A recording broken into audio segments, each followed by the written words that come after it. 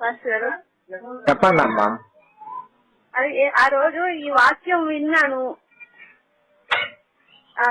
అదే ఉద్యోగం లేక బాధపడుతున్నారని మాట్లాడారు కదా. అవునమ్మా. అదే మీదే ఉద్యోగం దేవుడు సిద్ధం చేస్తున్నాడనే మాటని మీరు వాక్యం ద్వారా చెప్పారు. విన్నాం పాస్టర్ గారు. మీ పేరేంటమ్మా? ఈ రోజు నాకు ఫోన్ వచ్చింది పాస్టర్ గారు, డ్యూటీకి రమ్మని. అవును పాస్టర్, మేము కేర్ టేకర్ జాబ్ చేస్తాం పాస్టర్ గారు. వృత్తులతో సేవ చేస్తాను. అదేలా మేము చాలా ఇబ్బందుల్లో ఉన్నాము, ఏం చేయాలో తెలియట్లేవు. ఫోన్ తీసి ఈ వీడియో చూశాను.